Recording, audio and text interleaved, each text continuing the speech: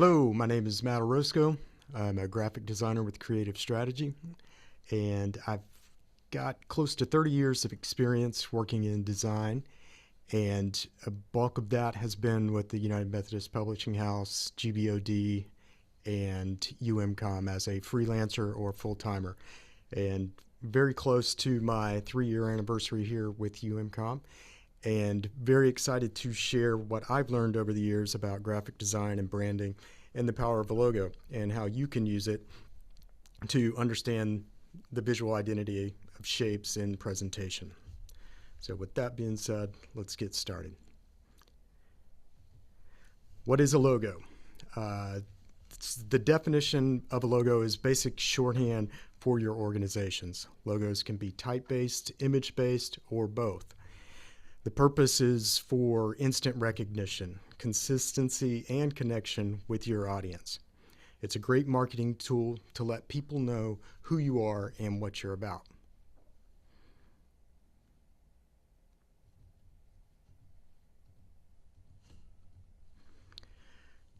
Different types of logos or aspects of a logo are the logo mark and the logo type.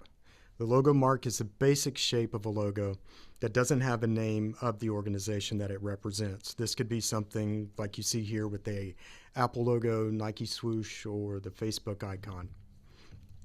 And logo type is just that. It's a word-based logo, such as the examples we have here, Coca-Cola, Google, Dunkin', and Barbie. And these are usually stylized typefaces where an artist can modify those based on your needs to create that specific message for your group. Brands can use these to be flexible. So if space is limited, you can go with the logo mark, or if you have room to expand, you can use the logo type.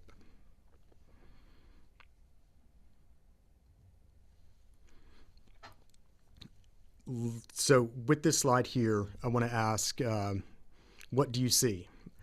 The logos are not the whole story. For example, the Google logo does not show a search engine or field for you to input what you're looking for. The Nike logo does not, feature an athlete or a shoe, for example. Apple, we know that now, that icon to represent phones, watches, everything, from your wrist to your desktop that can meet your needs. So what you have to watch here is how you stress over what you present, how you present yourself. You can overthink it and create an image that is too cumbersome to use. So let your audience use their imagination. Use your imagination to draw context clues or to create context clues to lead them into what it is that you do. For example, with the YouTube logo, you can see the play button. You don't see, cat videos, reels, anything like that. It's just, it started out as a nod to, playing a video. So they went with that simplistic icon. That's the shape of a screen and a play button. So the key for logo development is simplicity. You want to go less with the less is more approach. A good logo is simple in design. It should work as color or black and white, and it needs to be flexible to use in different situations. Excuse me. So keep your colors to a minimum. In most cases, print runs and repurposing the logo, you're going to be more cost effective if you reduce the amount of colors that you have. So if you look at the examples here, Canyon Lake, we're working with water, land, and sky. So we were able to use the same blue for the lake as the sky, and the canyon is represented with the green, but you can also see how, a third color is introduced there with the black.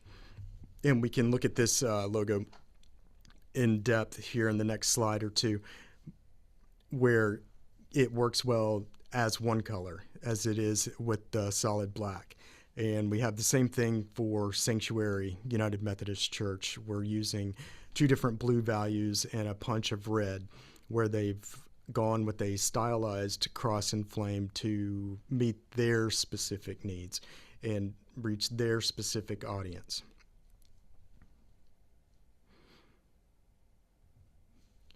So the simplicity comes into play with application. Minimal color will translate easily into one color print jobs. You can expand on your brand with your vision or mission statements in certain areas. It's good to, generate the logo as itself and then have those other add-on elements that you can piece in a la carte as you go.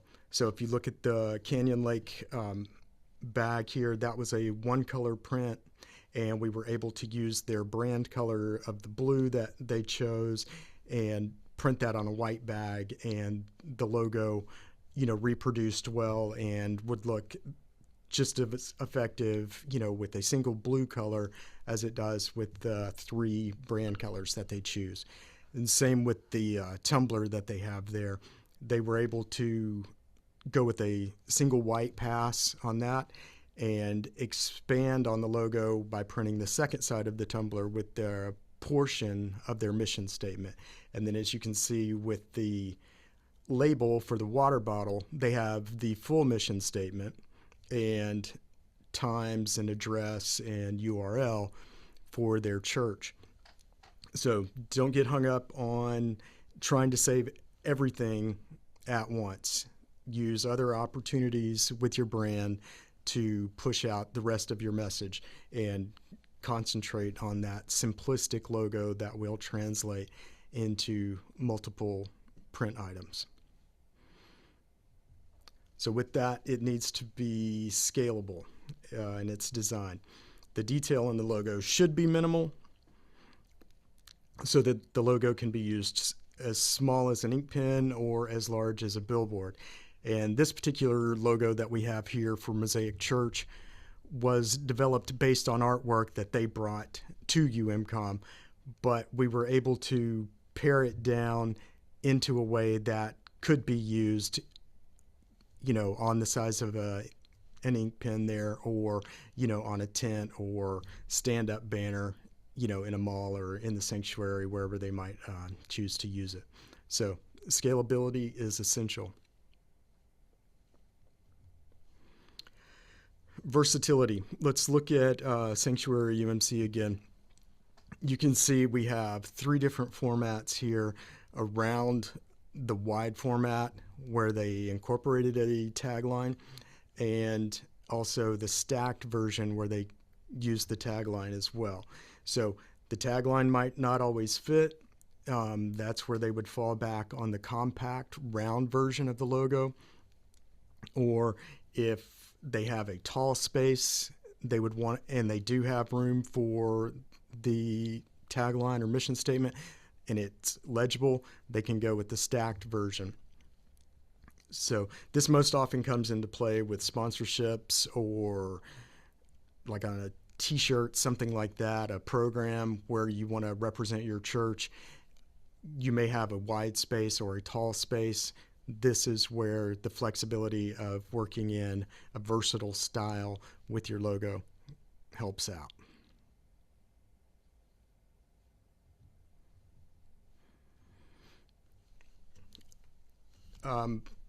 In being creative with it, you want to be memorable with your design.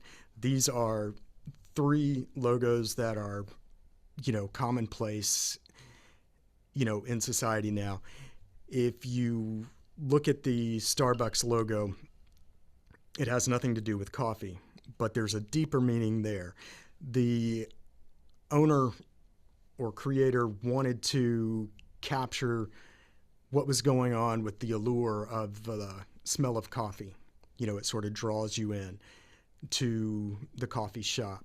So that's where they came up with the mermaid look of the siren drawing in the sailors, into the rocks. So much like the sailors crashing into the rocks, my wallet crashes into the counter of a Starbucks and, purchases coffee that's more expensive than I need to be spending.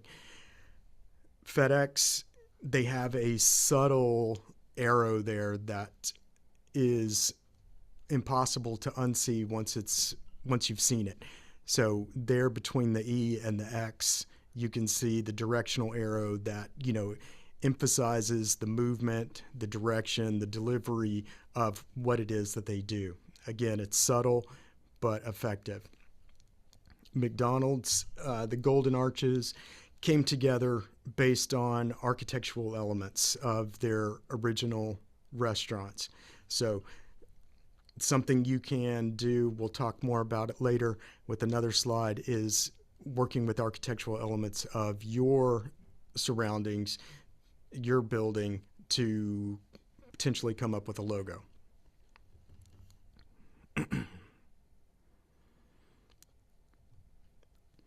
Relevant and appropriate. You want to make sure your design speaks to your audience and lets people know what you're about. Don't immediately go to a cross or explore options.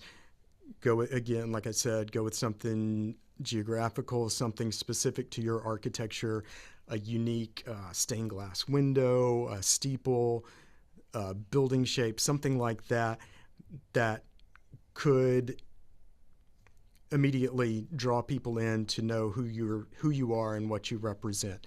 So in looking at the Chick-fil-A logo, that's a home run. You've got, the chicken head in the shape of a C.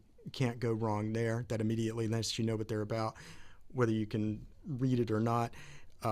Girl Scouts, this is an evolution of their initial brand. They started with an acorn, and then here working in the silhouettes of the girls, you've got representation of diversity, togetherness, all that the Girl Scouts encompass there with their intentions. And then also with this, you've got a lowercase typeface. So again, talking about, youth, going with a smaller typeface. All of those subtleties may not be apparent on the, front end, but internally, subconsciously, these kind of things, work their way into the minds of your audience. In developing your logo, a good design is going to be timeless. It should be able to stand the test of time with only minor tweaks. You don't want to chase trends with this. You don't want to target a specific demo and exclude others. And it should be a happy medium or happy blend of traditional and contemporary representation of who you are. If you look here, the Volkswagen logo has evolved over the years, but it's with these three, this is the core of what they are. You've got Walt's signature, and it's evolved into different, iterations of that, where it's worked in this silhouette of the Cinderella Castle. You've got the GE logo, which is, a script font, which is, relevant with the time. It's the core element that translates, throughout time with who these guys are and what they represent.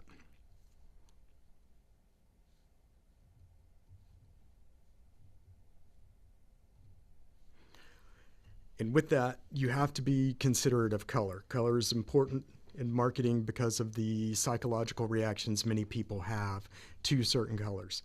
This can be subconscious, judgments about their environment, people, and products.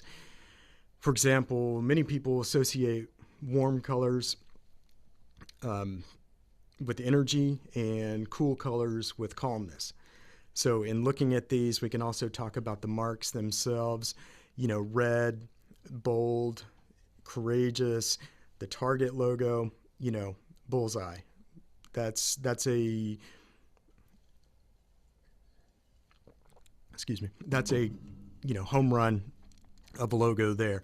Home Depot, orange is stimulating. It's, conveys affordability and warmth. They also work with, a box and the stencil font, which are associated with labor. Orange is usually, prevalent on construction sites. So taking a moment to think about what colors represent your area and your environment are key. Yellow with the golden arches there, again, that is a geographical or architectural reference. It's conveys, it's progressive, clarity, playful. As a kid, I know, that was always something that was evident, with the McDonald's brand. John Deere, can't get any easier than working with the deer silhouette if your last name is Deere. And they tie in the greens, that represent growth, health, and harmony. Again, key elements that are significant to their brand.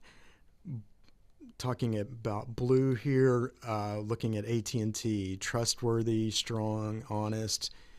It's a solid color choice to go with. It's easily reproduced in different values. And again, it's, strong, trustworthy, honest. It conveys a message that you want to deliver to your audience. Looking at the Wonka logo here, unless you're outside of Baltimore with the Ravens, there aren't a lot that lean on purple, but, it is a sign or a color that is associated with leadership, wealth, and royalty. Looking at the Wildlife Foundation logo, black, working with black, it's going to be immediately prestigious, serious, classic. You can't go wrong with that.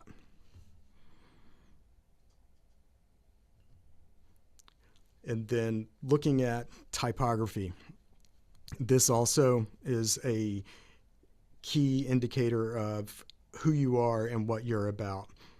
If you look at these two churches here at a glance, you can almost tell, that one congregation is more traditional and the other is more progressive. Not only, in the artwork that's represented with each church logo, but, the typefaces. So looking at the different types of faces that you can choose, you have the serif fonts, which are, traditional, respectable, reliable. They're very easy to read. And then you have, the sans serif, which are more contemporary, but they do convey, stability. Their cleanliness, lends to that modern aspect. And then we have script fonts, which are usually, elegant, often associated, with Valentine's Day, that kind of stuff. So affectionate, creative. They don't all have to have that elegant vibe, but anything, handwritten like that is going to display a bit of creativity. You also have, display fonts, which are most likely friendly and expressive and unique, hence their name as a display font. You want to use those minimally as they're used for headlines and to capture attention, and not necessarily what you would use for body copy. And then you have, the modern typefaces, which are strong, progressive, stylish, and most often what you want to lean towards to make sure legibility is obvious. So find out, which font, suits your company best. You want to go with one or two tops. Don't chase trends. Those are short-lived and, often forgotten. So also remember that you have to, work with your logo in various sizes. So it may work well large, but with a specific font, but if you reduce it, if it becomes illegible, you're going to want to steer away from something like that. So let's put all these aspects together and start with a sketch or an illustration here for a church that came to us and knew that they wanted to use a certain architectural element of their church building as the focus for their logo.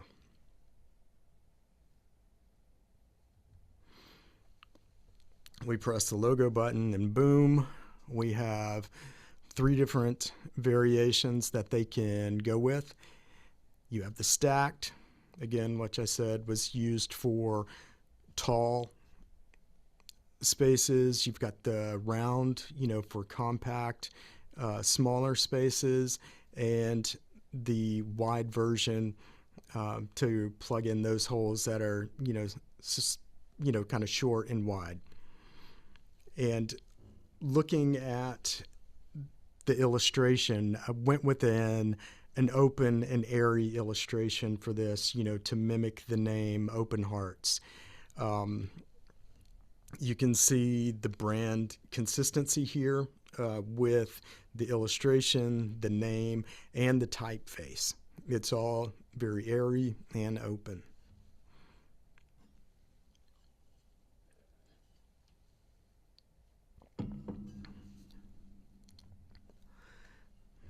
Looking at how the primary logo can be used, you want to, limit your colors like we talked about to 2 to 3 tops, limiting your fonts to 2 to 3 tops, and you can see how the logo works, in a tall format there, and then also whether it's white on a dark background or dark on a light background. The white logo works with their blue, and you've got, a solid black logo on the neutral background there, the gray. Here you can see their primary round logo in the same format. Also something to notice, the strokes of the rays in the background, emanating from the steeple are a lighter weight so that you get, the sense of something lighter, so you don't have a maze of strokes competing for one another. You've got plenty of space for the viewer to digest your image. And then the secondary wide, you can see it there with the white on blue, black on the gray. The brand consistency is prevalent with all 3 of those versions. Their color palette, what you want to do is pick out a secondary accent that's used at a minimum, so everything is not blue that you're working with. If your primary colors are blue, everything is not used as the accent color. Your neutrals are, designated so that your brand does not compete if you are printing or placing your logo within an environment. The accent color, should always be used at a minimum. If everything is red, then nothing's going to stand out. If your brand color is red, you want to stick to using that accent color so that it doesn't compete with your primary imagery.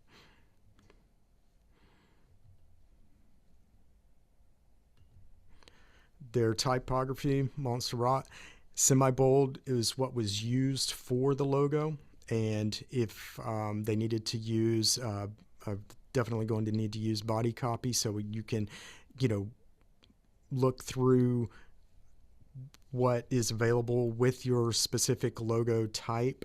And, they obviously have, a regular face that goes along with that, so that everything is not, bold. You have, some variation in the type, and I'll show you the implementation of that here.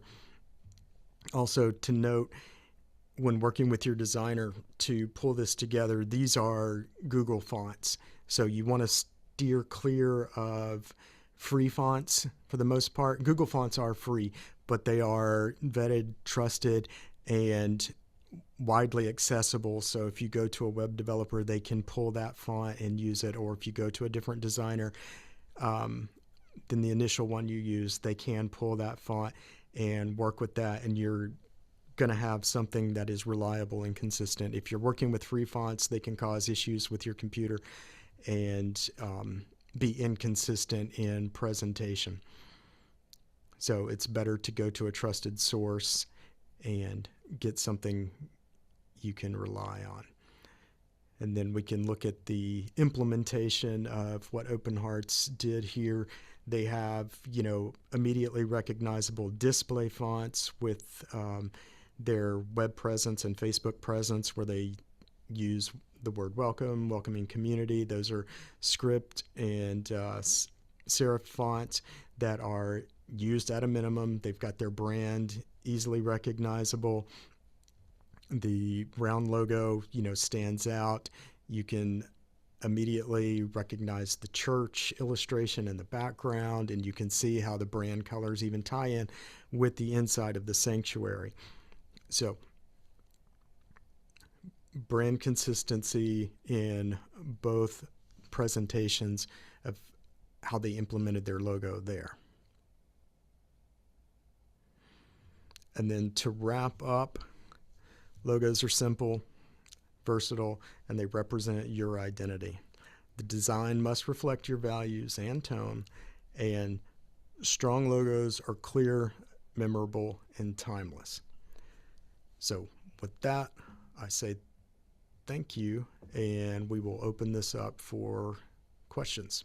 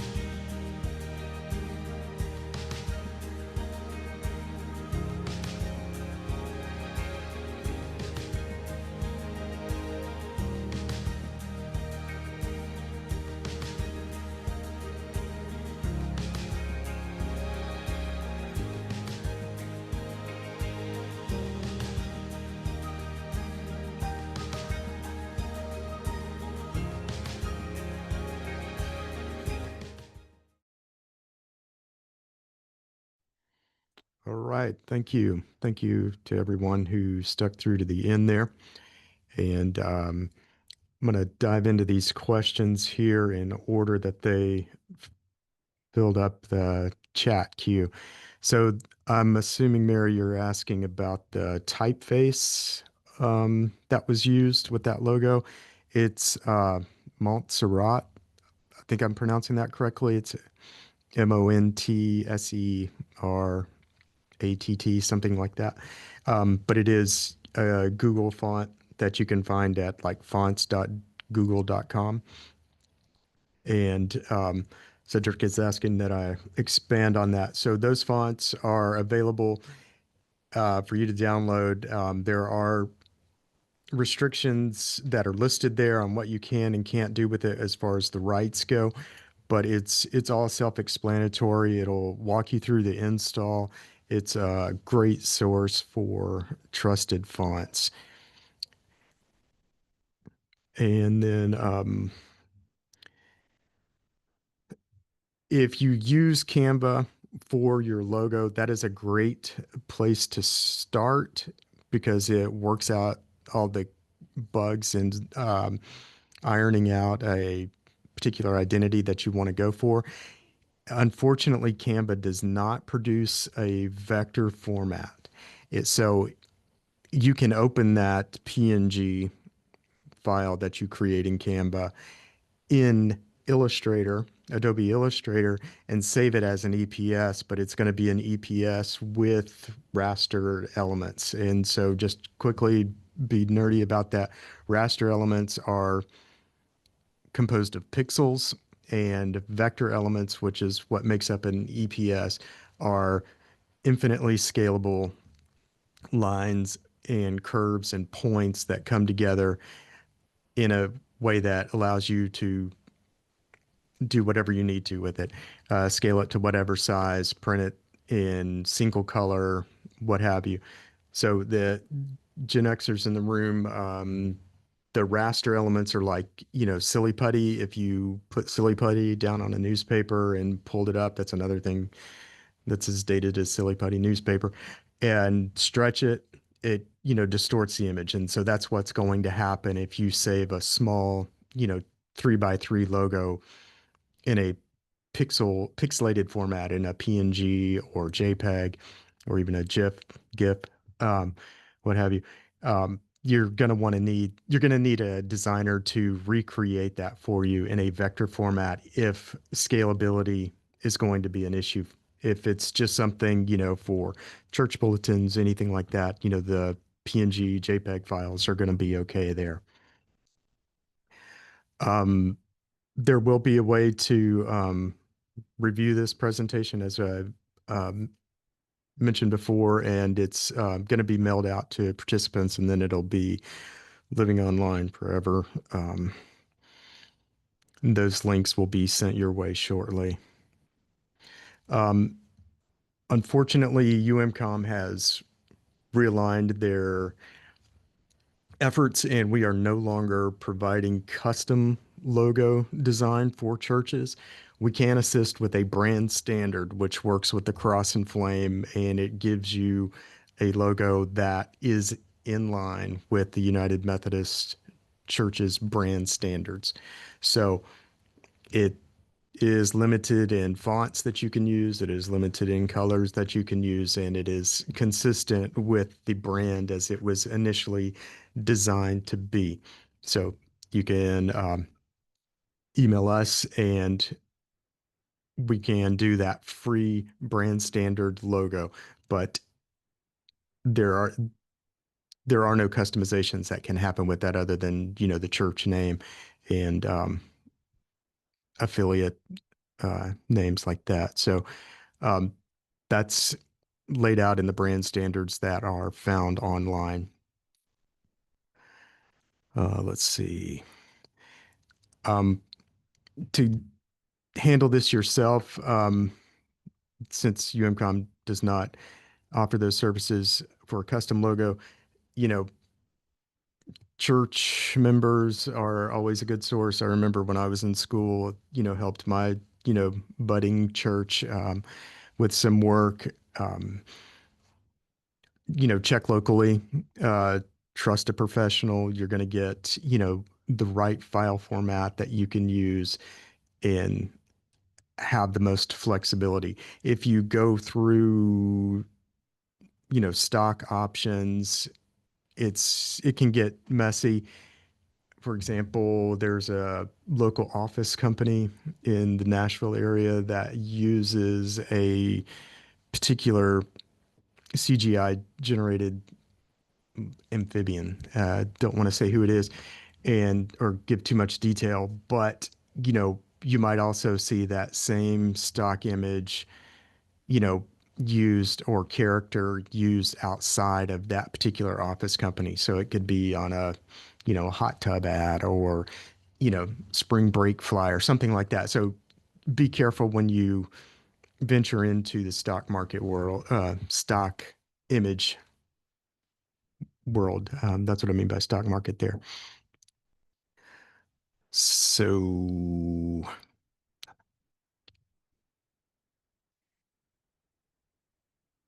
looks like a typical design logo. How much would that cost? You're going to be depending on, your area where you are, I would say anywhere from 500 and up. You just need to be crystal clear when you approach the designer on what it is you're looking for. You may not need a brand guideline, a brand standard book put together. You may just need, a vector logo that you can put on t-shirts when you're volunteering in the community, or um, something that you can use to, populate your website and other social media outlets. So the best thing I would say, just like dentistry, we don't go find some back alley guy for our dentistry. We go to a trusted professional, go to a designer and check with, local university, check with your, church members. And that'll be the best way to get a solid logo. Another thing with that, in developing your logo, you want to limit your audience, your approval group, so to speak, to like maybe 3 to 4 trusted individuals whose opinions you can count on, who can steer the logo development process in the right direction. If you start getting too many cooks in the kitchen or listening to too many voices, it will never be resolved. So keep your approvals groups, small, trusted people that you can count on to get through the process. And I do not have a handout at this point. I can check on that for you. You can email Renee and she will help you with that.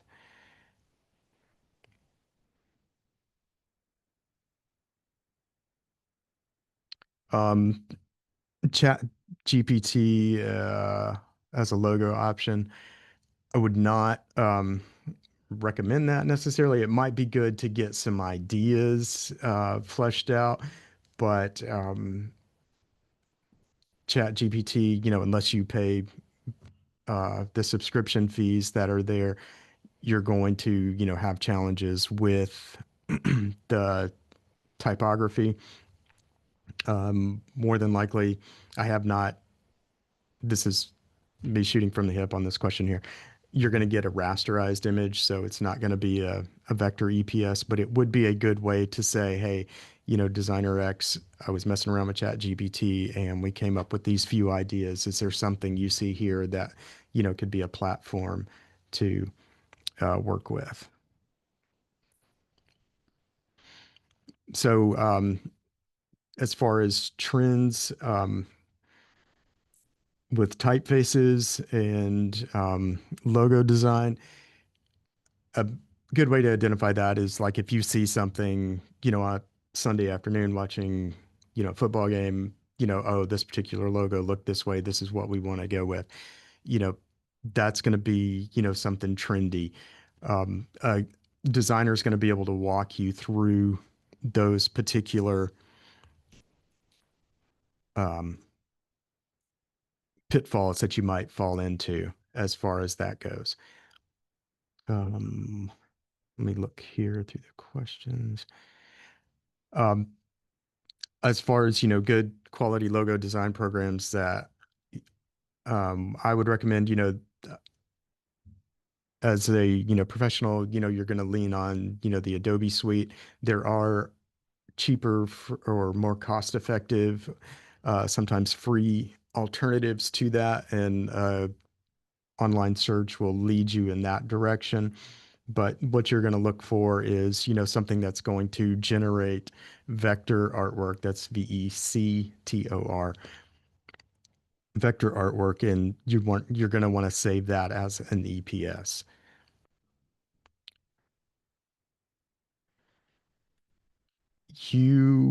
Doreen, I am looking at your question here. Brand standard logo. At one point, there was a brand at umcom.org link out there, but as we pull back on those logo offerings, that may not be there. So you can check with Renee. I think she's chiming in there. So um, let us know if you get stuck there.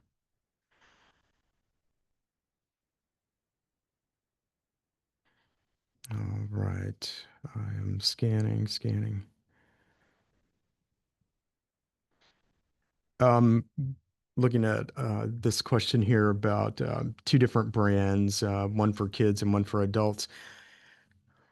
Yes, it's good to have separate entities there, but there needs to be a similarity between the two. So if it's, Woodmont UMC, you've got your logo, you're going to want, Woodmont Kids to have a similar structure in shape or color. The fonts for Woodmont should be the same, but maybe kids can be more playful and expressive, like my hands as I wave them around and talk. Um, so hopefully that clears that up there. So just to recap on that part, similar, but they can be different. But you're going to want somebody to see the Woodmont Kids and know that, hey, they're part of that church, on 8th Avenue and Woodmont UMC. All right.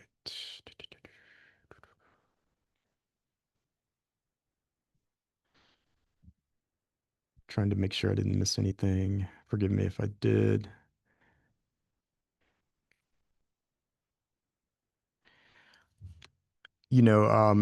Looking at Pat's question here, is it a good idea for a church to have an independent logo specific to the church? It's going to depend on your community. If you have, several UMCs, on a, certain radius there in your town square, yeah, you're going to want to have some sort of differentiation.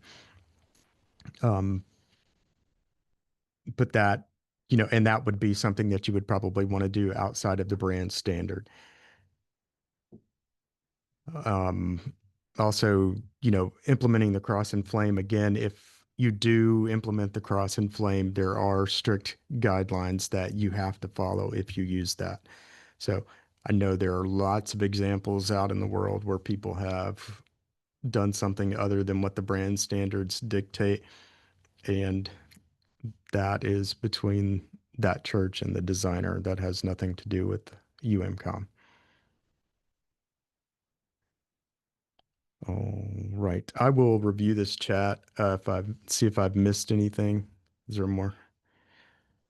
Okay.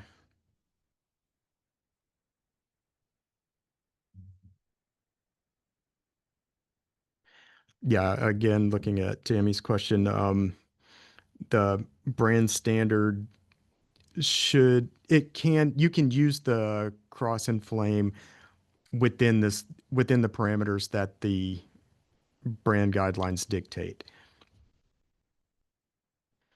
So you have to be careful with the typeface and where it's placed and how it's used. It's just a delicate dance that you have to wade through.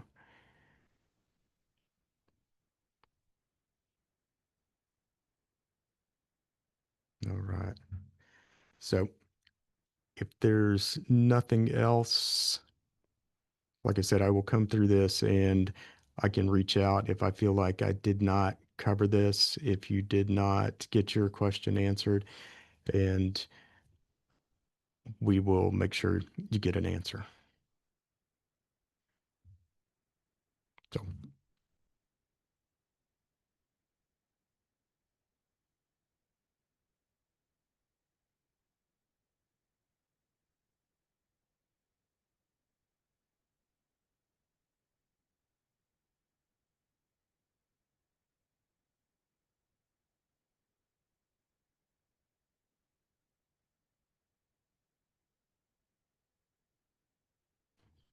One more question real quick. Where should we look for inspirational logos? Yeah, with that, just, a web search would be good. Google Images,